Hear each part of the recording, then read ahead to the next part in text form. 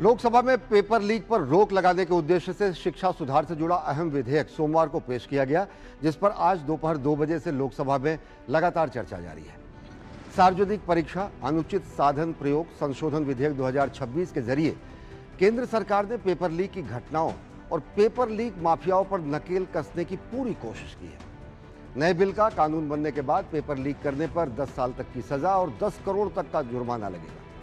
साथ ही अगर service provider company दोषी हुई तो उसे 8 साल तक ब्लैकलिस्ट कर दिया जाएगा। पब्लिक एग्जामिनेशन संशोधन विधेयक का मकसद परीक्षाओं की पारदर्शिता, निष्पक्षता और विश्वसनीयता को और मजबूत करना है। इस बीच प्रधानमंत्री नरेंद्र मोदी ने परीक्षा सुधार के लिए हाई पावर टास्क फोर्स के गठन का ऐलान किया। टीम में 6 सदस्य होंगे। इन्फोसिस के को फाउंडर नंदन नीलेकणी इसके अध्यक्ष होंगे। प्रधानमंत्री नरेंद्र मोदी के नेतृत्व में केंद्र सरकार विद्यार्थियों के सुरक्षित भविष्य के लिए लगातार कदम उठा रही है। क्या क्या नए और कड़े प्रावधान किए गए हैं नए संशोधन विधेयक में? कैसे नया कानून, जब ये विधेयक कानून का रूप अख्तियार करेगा तो ये पेपर लीक की समस्या का कैसे निदान करेगा? कैसे छात्रों का भविष्य सुरक्षित होगा? कैसे परीक्षा की शुचिता, पारदर्शिता और निष्पक्षता सुनिश्चित होगी? इस नए संशोधन विधेयक के कानून बनने के बाद इसी विषय पर हम चर्चा करेंगे और जानेंगे विशेषज्ञों की राय आज चर्चा में इस कार्यक्रम में।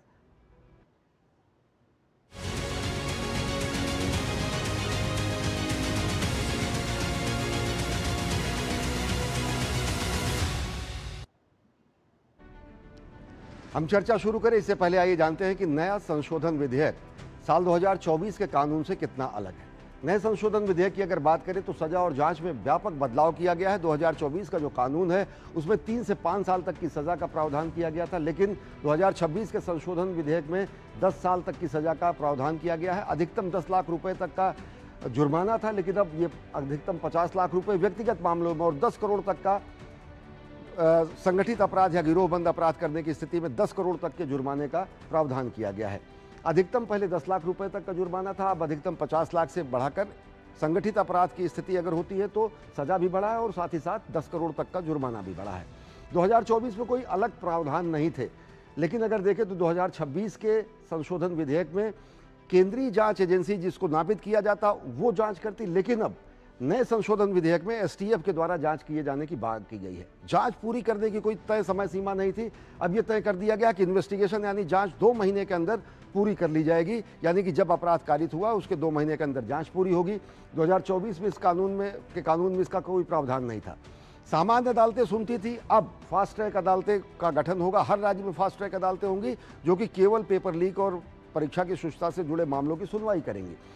सुनवाई की जो प्रक्रिया थी उस पर कोई टाइम बाउंड फ्रेम नहीं था, कोई विशेष व्यवस्था नहीं थी, लेकिन अब 2 महीने के अंदर जांच पूरा करना होगा और 2 महीने के जांच के बाद 3 महीने के अंदर पूरे मुकदमे का फैसला सुनाना होगा। यानी अपराध घटित होने के 5 महीने के अंदर, 2 महीने के अंदर जांच पूरा करना होगा और 3 महीने के अंदर पूरा फैसला सुनाना होगा। तो आज घटना होती है तो 5 महीने के अंदर इस पर फैसला आ जाना तय है नए कानून के प्रावधान के तहत 2026 का जो संशोधन विधेयक है।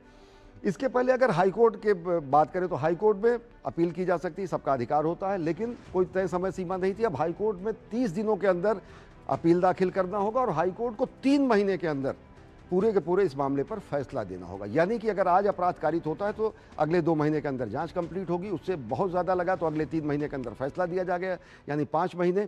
1 महीने का समय मिलता है लोगों को, जो भी अपराधी होंगे उनको अपील करने का, यानी कि 6 महीने और फिर 3 महीने, यानी कि टोटल 9 महीने के अंदर इस पूरे मामले का कोई भी अगर पेपर लीक की घटना होती है तो उसका निपटारा हो जाएगा। इसी विषय पर हम चर्चा करेंगे कि कितने बेहद महत्वपूर्ण प्रावधान किए गए हैं। लेकिन आज जब ये संसद में 2 बजे पेश किया गया तो आइए देखते हैं कि क्या कुछ कहा जितेंद्र सिंह ने। डॉक्टर जितेंद्र सिंह ने कहा कि ये विधेयक जब कानून बनेगा ये मील का पत्थर साबित होगा। This bill, which was introduced yesterday, is in fact an amendment to the earlier bill, Public Examinations Prevention of Unfair Means Act 2024, which was also brought by this government, and not only brought, it was perhaps the first of its kind in the history of independent India.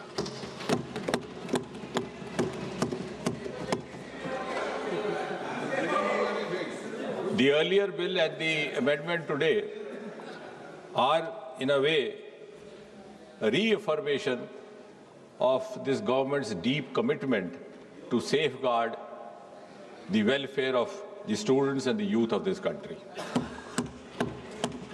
And at the same time, it is also a reiteration of Prime Minister Modi ji's resolve not to allow anyone to compromise with the future of the children of Mother India. And therefore, this bill can be described in a way as a milestone legislation in the history of Indian Parliament. केंद्रीय मंत्री doctor Jitendra Singh ने कहा कि नए विधेयक में व्यक्तिगत, संस्थागत और गिरोहबंद पेपर लीक के मामले पर पहले के मुकाबले अधिक कड़े सजा के प्रावधान किए गए हैं। सर्विस प्रोवाइडर के लिए सजा पहले भी काफी मजबूत थी। There was fine up to 1 crore in the 24 act, उसको बढ़ा करके अब 5 करोड़ किया जा रहा है। इसके साथ साथ the recovery of the proportional cost of exam, और सबसे महत्वपूर्ण कि 2024 के कानून में यह भी लिखित था कि the provider will be board from conducting any exam for the next 4 years। उस अवधि को बढ़ा करके आज इस संशोधन के तहत 8 साल किया जा रहा है। केंद्रीय मंत्री डॉक्टर जितेंद्र सिंह ने कहा कि संशोधन विधेयक में मामले त्वरित सुनवाई और निस्तारण के लिए नए प्रावधान जोड़े गए हैं। वहीं कांग्रेस नेता गौरव गोगोई ने सरकार की मंशा पर सवाल उठाया और उन्होंने कहा कि पेपर लीक को रोकने के लिए सरकार कतई गंभीर नहीं है और बिल से यह साफ पता चलता है कि सरकार सुधार नहीं चाहती। संशोधन वाले बिल का विवरण पढ़ के साफ साफ पता चल जाता है कि ये सरकार शिक्षा विभाग को लेकर गंभीर नहीं है, सुधार नहीं लाना चाहती। ये सिर्फ एक दिखावा का बिल है, क्योंकि ये बिल एक संशोधन बिल है। आज से 2 साल पहले ये बिल लाया गया था, public examinations prevention of unfair act 2024। उस समय में भी एक यूजीसी ये नीट के 2024 के परीक्षा को लेकर पूरे देश भर में लोगों के मन में व्यापक चिंता थी। वहीं कांग्रेस सांसद प्रियंका गांधी ने कहा कि सरकार को जनता के प्रति जवाबदेह होना चाहिए। यहाँ बैठे हम सब, इस देश की जनता, इस देश के युवाओं, बुजुर्गों, गरीबों, अमीरों और सब धर्मों, सब वर्गों के देशवासियों के सेवक हैं। हम उनके प्रतिनिधि हैं और ये सत्ता हमें उन्होंने ही दी है। इस देश का संविधान हमारी सर आंखों पे, इस देश का लोकतंत्र सर्वोपरि है। इसे ध्वस्त करना पाप है। यह करोड़ों जनता हमसे सिर्फ एक चीज मांगती है, जवाबदेही। हमें सत्ता देकर, हमें यहाँ तक लाकर सिर्फ उसकी ये गुहार है कि जो हम करें उसकी भलाई के लिए करें। इस समय भी लगातार लोकसभा में बहस जारी है और सरकार ने इस पर 6 घंटे का समय तय किया था, लेकिन ये बढ़ाकर 10 घंटे कर दिया गया है। सरकार ने स्पष्ट किया है कि इस मुद्दे पर सभी की आशंकाओं को निर्मूल किया जाएगा और सभी पक्षों को समाहित करते हुए सरकार की प्रतिबद्धता है कि बच्चों का भविष्य सुरक्षित हो। कितने कारगर साबित होंगे ये कानून, ये जब कानून का शक्ल लेगा, जब संशोधन विधेयक। इसी विषय पर चर्चा करने के लिए हमारे साथ 2 खास मेहमान जुड़े हैं। हमारे साथ जुड़ चुके हैं हमारे साथ सुप्रीम कोर्ट के वरिष्ठ अधिवक्ता संजय चड्ढा जी, बहुत बहुत स्वागत है संजय जी आपका। साथ ही साथ हमारे साथ जुड़ चुकी हैं अदिति टंडन जी, जो कि एसोसिएट एडिटर हैं द ट्रिब्यून में। आप दोनों खास मेहमानों का स्वागत। संजय चड्ढा जी, अब तो पब्लिक डोमेन में है, फ्लोर पर लोकसभा में बहस भी चल रही है। आरोप प्रत्यारोप की जगह विपक्ष कहीं खामियां गिना रहा है तो कहीं मंशा पर सवाल उठा रहा है। सरकार ने स्पष्ट किया कि 0 टॉलरेंस नकल या फिर किसी भी अनुचित साधन के प्रयोग के लिए। किस रूप में देखते हैं विधेयक के प्रावधानों को? अगर शुरुआती तरीके से देखें, सजा के बाद कानूनी प्रक्रिया, दोनों लिहाज से। देखिए, 2 बहुत अहम चीजें हुई हैं। आपने सही फरमाया, सजा और इन टाइमली क्विक डिस्पोजल, त्वरित न्याय की व्यवस्था इसमें की गई है। कुछ दिन पहले प्रधानमंत्री जी ने अपने एक ट्वीट से कहा था कि स्पेशल कोर्ट्स का गठन किया जाएगा। अब यहां पे अगर मैं कहूं, तीन चार लीगल पॉइंट जो तीन चार बहुत अहम है, उनकी शुरुआत में करूं। मैं उससे पहले आपको बताता हूं उद्देश्य क्या था। ये जो 2024 में एक्ट आया था, उसका उद्देश्य था कि पेपर लीक को रोका जाए, लार्ज स्केल में जो ऑर्गेनाइज चीटिंग का प्रोग्राम होता है, लोग करते हैं इलीगली, उसको रोका जाए। फिर जो भी एक ट्रांसपेरेंसी का वातावरण बनाने की व्यवस्था की जाए, इस उद्देश्य के साथ वो 2024 का एक्ट आया था। काफी कड़े प्रोविजन थे। लेकिन अभी क्या जो चेंज हुए हैं, वो तीन चार तरफ से उनको देखना आवश्यक है। एक तो जो सजा का प्रोविजन है, उसको इतना सख्त कर दिया गया है कि करने वाला 10 बार सोचेगा। अगर कोई व्यक्ति इस तरह का कृत्य करने का प्लानिंग करता है तो कम से कम 10 बार सोचेगा। भैया 1 करोड़ और ऑर्गेनाइज्ड हो गया तो 10-10 करोड़ रुपए का जुर्माना कौन देगा, पहले का। दूसरी बात, स्पेशलाइज्ड एसटीएफ का गठन किया जाएगा, अर्थात जो लोग इस चीज के लिए स्पेशलिस्ट हैं वो इन्वेस्टिगेट करेंगे और त्वरित 2 महीने की समय दिया गया है इन्वेस्टिगेशन कंप्लीट करने के लिए। ट्रांसपेरेंसी एक बहुत बड़ा उद्देश्य है। उसके बाद जब न्यायालय में जाएगा, न्यायालय जहां पे पहले सालों साल लग जाते थे, अब समय दिया गया सिर्फ 2 महीने का। 2 महीने के अंदर, 3 महीने के अंदर आपका जो स्पेशल कोर्ट है, क्योंकि स्पेशल कोर्ट पे कोई और बर्डन नहीं होगा। स्पेशल कोर्ट सिर्फ और सिर्फ उन्हीं केसों को करेगी। और अपील में जाने के लिए एक लाइन और बता देता हूं कि अगर कोई, जब न्याय आ जाता है, ऑर्डर आ जाता है, कोई व्यक्ति को दोषी किया जाता है, तो उसके लिए भी लिमिटेशन पीरियड अपील का बहुत सूक्ष्म रखा गया है। और सबसे बड़ी बात, जो हाई कोर्ट जहां पे अपील जाएगी इस स्पेशल न्यायालय की, उसको भी समयबद्ध तरीके से निर्णय देना है, अर्थात अगले 3 महीने के अंदर निर्णय डिस्पोजल करनी है। यानी आज अगर अपराध होता है तो मैक्सिमम 9 महीने का समय होगा, जिसमें सलाखों के पीछे वो आरोपी होगा अगर उसने अपराध कारित किया। हमारे संवाददाता कुमार आलोक, सलाखों के पीछे तो शुरू से ही हो जाएगा। जेल के अंदर होगा अगर निर्णय होगा, माफ करिएगा, सलाखों के पीछे तो तुरंत ही हो जाएगा जब इन्वेस्टिगेशन शुरू होगा एफआईआर होने के बाद। हमारे साथ हमारे संवाददाता कुमार आलोक भी जुड़ चुके हैं। Aditi Tandon ji, associate editor the Tribune, हमारे साथ जुड़ी हुई हैं। अदिति जी, जिस तरीके से विधि के नज़रिए से, लीगल एंगल से संजय चड्ढा जी ने बताया, बिहेवियरली आप कैसे देखती हैं? क्योंकि 2024 में भी इसी तरीके का कानून आया, 2024 के बाद ऐसी घटनाओं पर की पुनरावृत्ति नहीं हुई, ऐसा कोई नहीं कह सकता, बार बार हुई। लेकिन अब जो नए प्रावधान हैं, चाहे वो तेज़ी से सुनवाई के, चाहे वो सज़ा के कड़े प्रावधानों को, कितना और ज़्यादा कारगर होगा? और सबसे बड़ी बात, ये कितना युवाओं के, छात्रों की आशंकाओं को निर्मूल साबित करने वाला होगा? देखिए, ये जो विधेयक सरकार लेके आई है, ये विधेयक इसलिए महत्वपूर्ण है क्योंकि सरकार ने अपनी मंशा जाहिर की है इसके जरिए कि वो एक बहुत ही कड़ा कानून बनाने वाली है पेपर लीक्स को प्रिवेंट करने के लिए।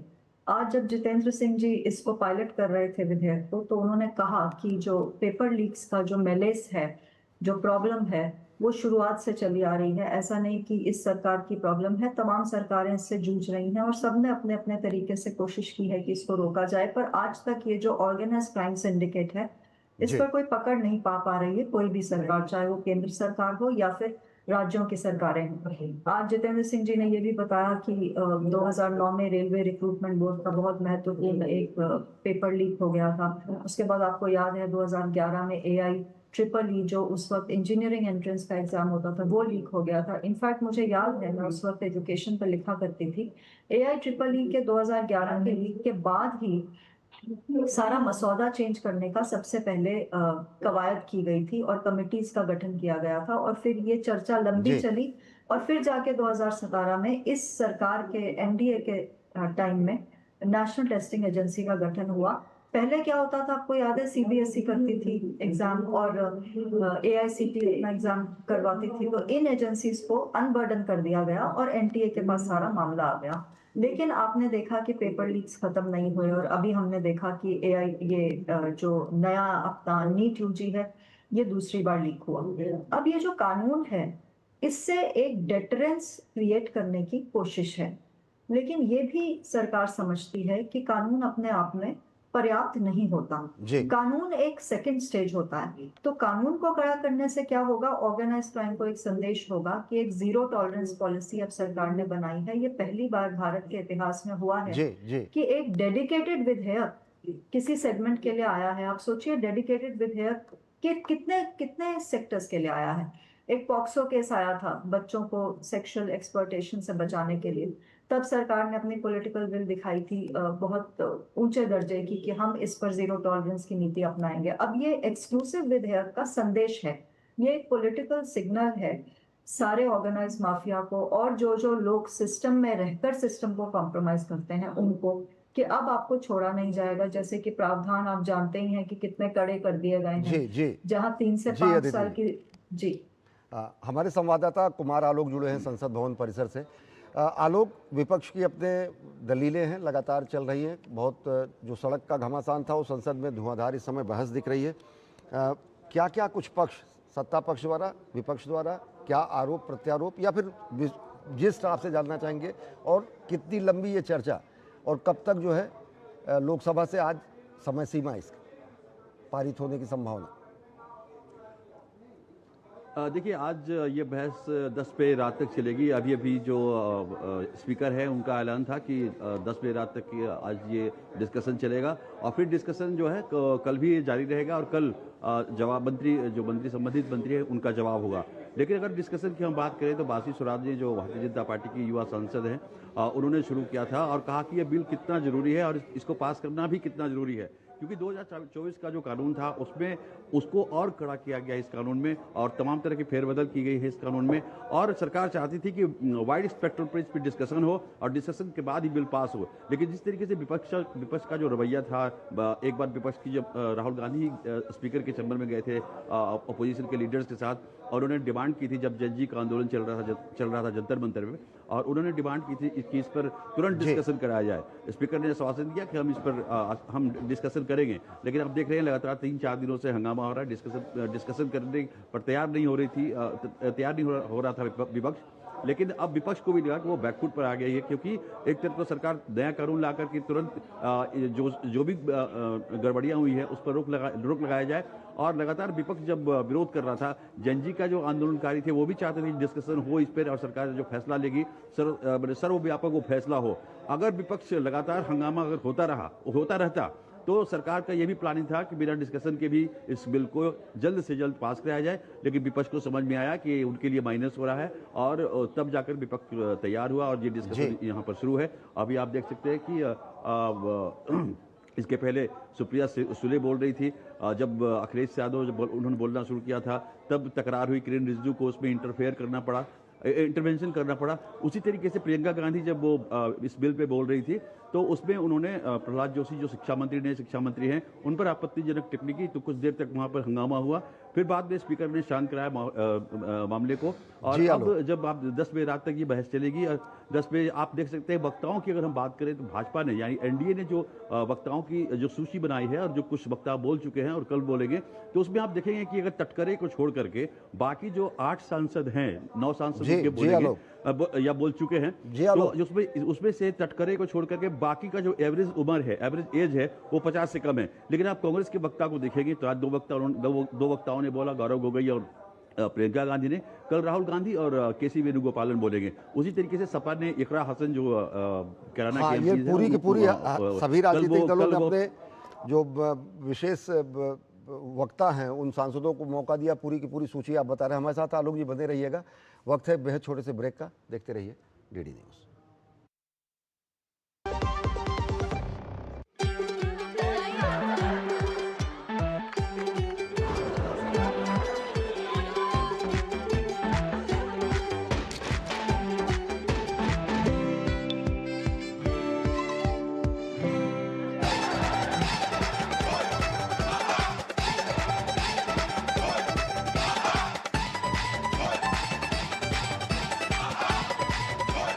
भारत करता है डिजिटल भुगतान। कहीं भी, कभी भी, कैसे भी। जब धरती चीर कर निकलता है लोहे का पत्थर और मिलता है मोंगिया के जोश से, फिर तपता है, पिघलता है और बनता है फौलाद। अब होता है सरिया सारी खूबियों के साथ। मोंगिया स्टील, मजबूत देश का मजबूत सरिया। ब्रेक के बाद आप सभी का स्वागत है। हमारे साथ संजय चड्ढा जी, वरिष्ठ अधिवक्ता supreme court, Aditi Tandon ji, associate editor Tribune, और कुमार आलोक जुड़े हुए हैं। हम बात कर रहे हैं पेपर लीक में संसद में चल रहे विधेयक पर चर्चा पर। संजय चड्ढा जी, जो प्रक्रिया हुई, जो पूरा का पूरा सजा के कड़े प्रावधान, उसके अलावा ये कहा गया कि अगर संगठित अपराध होते हैं या फिर संस्थागत अपराध होते हैं, संस्था अगर किसी तरीके से शामिल होती है तो उसके जो डायरेक्टर्स हैं, उसके जो मैनेजर्स हैं, वो भी कटघरे में आएंगी। ये प्रावधान किए गए हैं और उनकी भी सज़ा जो है 5 से 10 साल तक की होगी। तो एक जो संगठित तंत्र है, वो तंत्र कहीं ना कहीं भयाक्रांत होगा। भयाक्रांत होने के साथ साथ वो उसकी हरकतों पर नकेल कस सकेगी, क्योंकि पूरा का पूरा एक नेक्सस काम करता है। वो कोई भी सरकार हो, कोई भी समय हो, कोई भी परीक्षा हो, कोई भी राज्य हो। बिल्कुल ठीक आप कह रहे हैं। और जैसा अदिति ने कहा, जब वो अपने संबोधन कर रही थी, उन्होंने बड़े स्पष्ट रूप से कहा कि ये संगठित जो क्षेत्र तरीके से लोग कर रहे हैं, इसमें बेसिकली हमने ये देखा है, इस पर्टिकुलर ऑफेंसेस में ये पाया गया है कि कुछ लोग मिल के इस काम को करते हैं।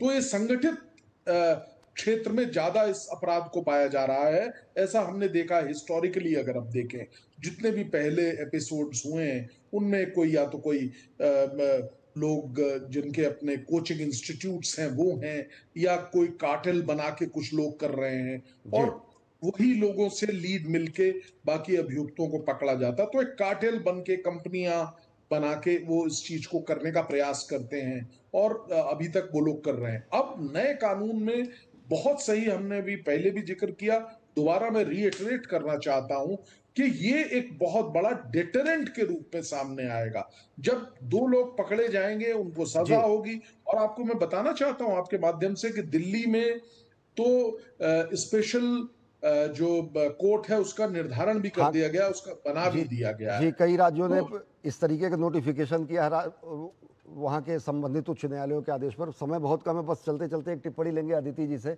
अदिति जी, जिस तरीके से कहा जा रहा है कि निरोधात्मक कानून, एक ऐसा कानून आएगा कि लोग इस पर ज़्यादा, इस क्षेत्र में अपराध कारित करने से कम होंगे, लेकिन इससे पहले भी जैसा आपने कहा कि बहुत सारे ऐसे कानून बने। एक ऑर्गेनाइज तरीके से जो पूरा का पूरा तंत्र है, उस पर कितनी चोट लगेगी? और कहीं ना कहीं कानून के साथ साथ एक सामाजिक दायित्व भी लोगों का बनता है। मैं फिलॉसफी वाली बात नहीं कर रहा हूँ, लेकिन जो भी परीक्षा की शुचिता, परीक्षा की निष्पक्षता, वो एक सामाजिक दायित्व भी है। कानून से ही कितना कारगर तो ये साबित होगा, लेकिन एक प्रयास होता है कि हर कोई इस तरीके की गतिविधियों में शामिल होने वालों की भी जानकारी दे, या फिर इस तरह की गतिविधियों पर रोक लगा सके। देखिए, आप बहुत इम्पोर्टेंट बात कह रहे हैं, लेकिन हमारा ये मानना है कि जब डिमांड और सप्लाई मार्केट में किसी चीज की होती है, तो जाहिर सी बात है कि उसमें करप्ट एक्टिविटी आ ही जाती है। हम एक यूटोपियन समाज की कल्पना नहीं कर सकते। तो हमें क्या करना है, सरकार को क्या करना है? एक तो उन्होंने विधेयक बना दिया है जो बहुत इंपॉर्टेंट है डेटरेंस के लिए। उससे पहले उन्होंने, प्रधानमंत्री ने अपने वीडियो सेल्फी में ये भी घोषणा की थी कि एक नया टास्क फोर्स गठित किया गया है सरकारी सिस्टम में, जिसका अध्यक्षता नंदन नीलेकनी जी करेंगे, और उसमें 5 टेक्नोक्रेट्स बिठाए गए हैं। वो पूरा एग्जामिनेशन रिफॉर्म के स्ट्रक्चर और लैंडस्केप को पढ़ेगा और एक नया मसौदा तैयार करेगा कि एनटीए में जो बार बार लीक हो रहा है वो क्यों हो रहा है, उसकी ऑडिटिंग की जाएगी, डिजिटल लैंडस्केप को स्टडी किया जाएगा। एक छोटी सी बात मैं यहाँ जरूर कहना चाहूंगी, एजुकेशन पर बहुत साल मैंने लिखा है, मैंने बहुत सारे एग्जामिनेशन मॉडल्स को स्टडी किया है। मैं सिर्फ एक चीज जानना चाहती हूँ और एक सुझाव के तौर पे भी बोलना चाहती हूँ, क्योंकि अब नंदन नीलेकनी जी एग्जाम रिफॉर्म्स को देखेंगे कि क्या वजह है कि यूपीएससी का पेपर कभी लीक होते हुए आपने नहीं सुना। निश्चित तौर से हर कोई ये सवाल कर रहा सही। जी, आपको ये मॉडल स्टडी करना पड़ेगा। आपको ये करना पड़ेगा कि आपको पेपर खरीदने वाले के लिए और पेपर बेचने वाले के लिए इंसेंटिव को किल करना पड़ेगा। आपको डिसइंसेंटिवाइज करना पड़ेगा। पूरे विश्व में अगर आप एंट्रेंस एग्जामिनेशंस के मॉडल्स को देखेंगे तो आप पाएंगे कि जो लेयर्ड एग्जामिनेशंस होते हैं वो ज्यादातर लीक प्रूफ होते हैं। फॉर एग्जांपल यूपीएससी के 3 लेयर्स हैं, प्रिलिमिनरी, मेंस और इंटरव्यू। तो किस किस लेवल पर कोई पैसा देके पेपर खरीदेगा, क्योंकि उसको कोई गारंटी नहीं है कि वो एक लेवल को पार करेगा। इस वजह से इंसेंटिव नहीं है, इस वजह से वो लीक नहीं होते, क्योंकि आपने डिसइंसेंटिवाइज कर दिया। तो आपको सबसे पहले नीट यूजी के मॉडल को स्टडी करना है, आपने देखना है मॉडल में क्या लूप होल्स हैं, उसको भी बदलने की जरूरत है क्या। जी, और तकनीकी का प्रयोग, कानून के साथ साथ तकनीक और अन्य साधनों का भी प्रयोग करना पड़ेगा, जिससे कि अनुचित साधनों का प्रयोग न हो सके, पेपर लीक न हो सके। बहुत बहुत धन्यवाद। कुमार आलोक, माफ़ी चाहेंगे आपसे, अगला सवाल नहीं ले सके, समय अभाव है। चड्ढा जी, आप, संजय चड्ढा जी, अदिति जी, बहुत बहुत शुक्रिया।